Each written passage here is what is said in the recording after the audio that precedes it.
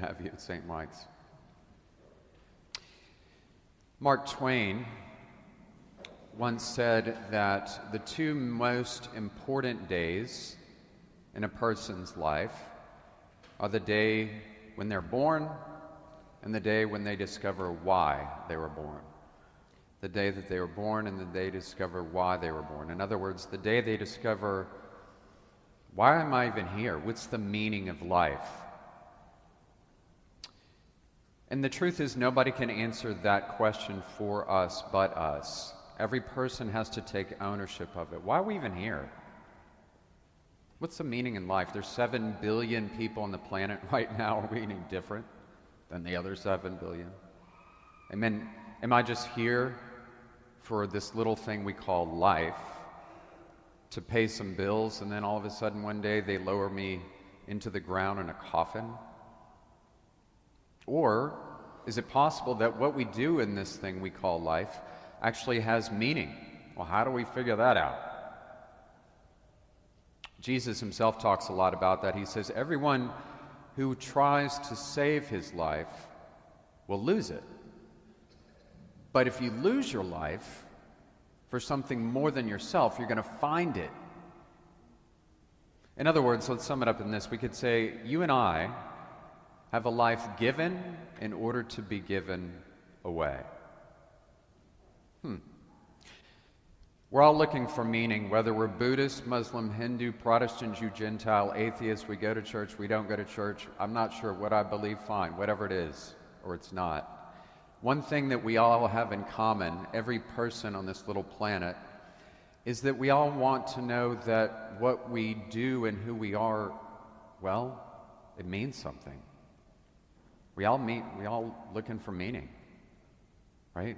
It's like that country music song, looking for love. I won't sing it. You know what I'm talking about, right? We're all looking for love in the wrong places a lot of times, yeah? It's interesting, like as a priest, sometimes people will say, Father, look, I'm going to find meaning in my life when I just meet the one, my soulmate. And can these two people find happiness together with God? Totally, man. We all know couples like that.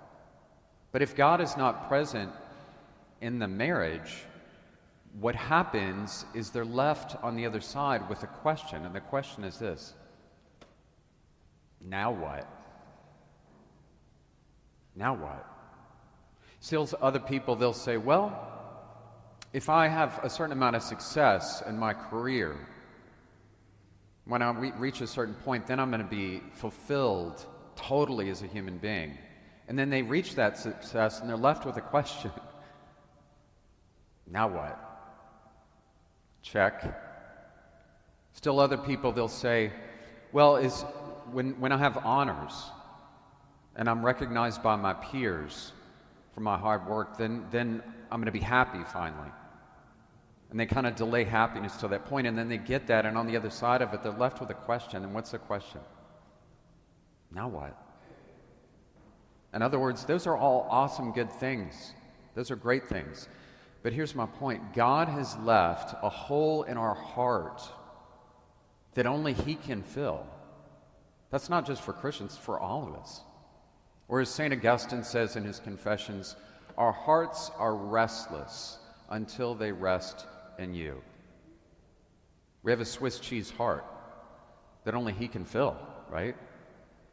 And we're going to keep looking and looking and looking until we fill it up, because only He can fill it. You know, one of my favorite things as a priest, I love it. I love talking to the grade school kids, you know, because they have like no filter at all. So I was recently talking to the grade school kids on my birthday, and I asked them, I said, how old do you guys think I am? They said, 99.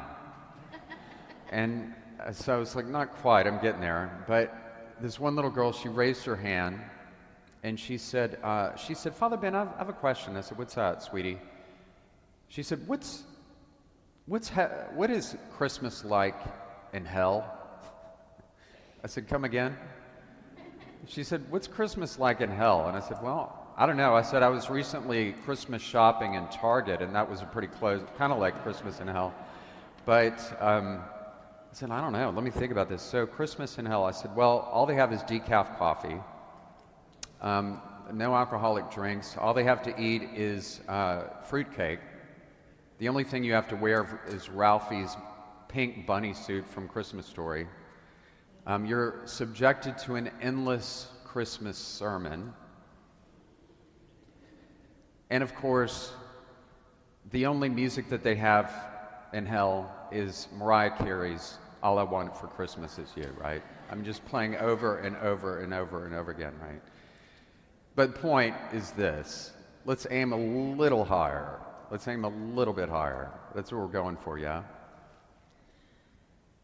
You know, for each one of us, truly, we are looking for depth in our life. That what we do actually means something, yeah? And the way we find that is we live for something and someone beyond ourselves that's going to go on. Call it legacy, whatever you want to call it. I don't care. But if it's just about us, then we're left with the question, now what? Now what? Maybe just one thing, if you don't remember anything of what I'm saying this Christmas morning, let's sum it up in this. We will never accept who we are until we accept where we are spiritually. We'll never accept who we are until you and I accept where we are spiritually. And if you're not quite where you want to be, or where you think God wants you to be, well, you know what? Welcome. That's all of us. But all God is asking is one little foot, just a little bit going in his direction. And he's like the prodigal son's dad that runs out and embraces you, right? That's all he's asking. As the saying goes, the church is not a museum of saints, it's a hospital of sinners. Welcome to the hospital. This is all of us. We're never going to accept who we are until we accept where we are, because then we really start growing. I mean, part of spiritual growth, let's just throw this snake on the table, shall we? Part of spiritual growth for all of us is accepting that we probably, at some point, have done things we're not really proud of and said things we're not really proud of. But we learn from it. I mean, that includes all of us. You know, I remember when I was a teenager, and me and my buddies, we decided to go out and get drunk one night. So we went to the grocery store and we got 3 bottles of Bloody Mary mix and drank all 3 before we realized you had to add vodka to it. And I turned to my buddy and I said, man, do you feel anything? He said, yeah, heartburn, right? So look, we're all learning as we go, this little thing we call life. In the year 385, way back in the 4th century, we had a pope at the time. His name was Pope Liberius. Aren't you glad that's not your name? Sounds like a skin condition, right? I have a bad case of Liberius. So Pope Liberius, one night in August of 385, he was sleeping, he had a dream. And this is what he dreamt. He dreamt that it was snowing in the summer in Rome. And if you know anything about Rome, there's 7 hills in Rome. The Janiculum Hill, the Hill Vaticanus, where the Vatican is, and another one is called the Esquiline Hill. So he dreamed that it was snowing on the Esquiline Hill, and he was asleep, and they came in and woke him up. And they said, Holy Father, you got to see this. You got to see this. So he gets out of bed, and they walk down the street, and they're standing at the Esquiline Hill, and lo and behold, it's snowing in August. True story.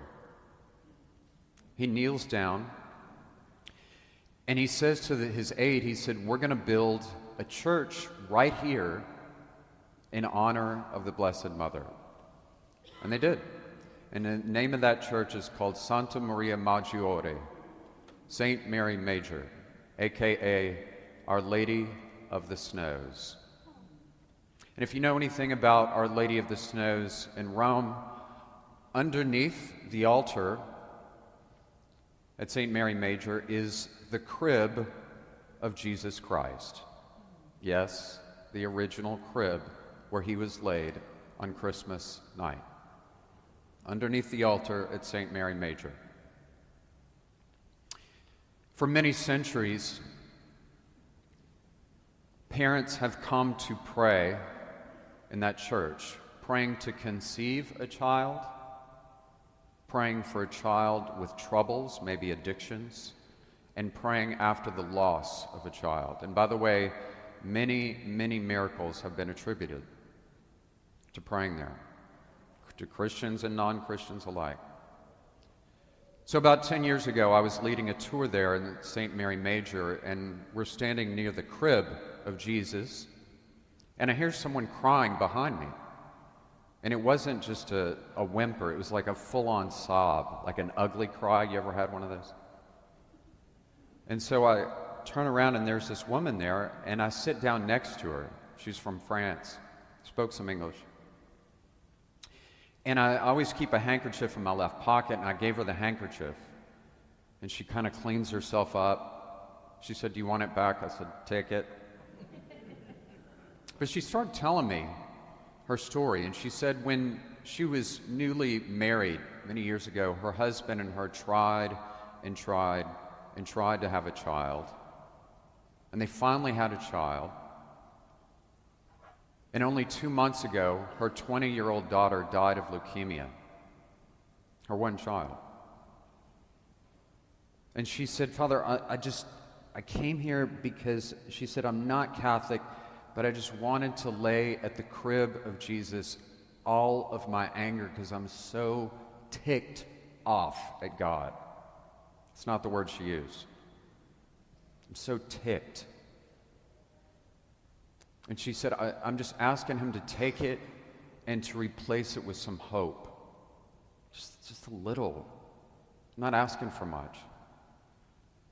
And I just listened. She stood up. I gave her a hug. She walked away. Never saw her again. And this is why I'm telling you this story, folks. Maybe, as you're coming together at Mass this morning, you're struggling with worry, fear, doubt, discouragement, anxiety, and maybe you're ticked. Maybe it's somebody else, maybe it's yourself, maybe it's God. Can I just make a humble suggestion to you as one who himself has struggled with all these things? Can I just make a humble suggestion to you? As you come up in a few minutes to receive communion, take all of that, and give it to the manger. Lay it in the manger, like this woman did, okay? And when you do that, don't take it back. A week from now, a month from now, a year from now, you'll be tempted to take it back because that's what I've always done, and I've always gone back to that. And I don't know a world without my resentment towards my alcoholic father or whatever it is. What a Christmas present that would be for yourself, yeah? My peace I leave with you. My peace I give to you. Not as the world gives it to you, will I give it to you. Come and give it to the manger and take the hope in return. I don't think that's too much to ask.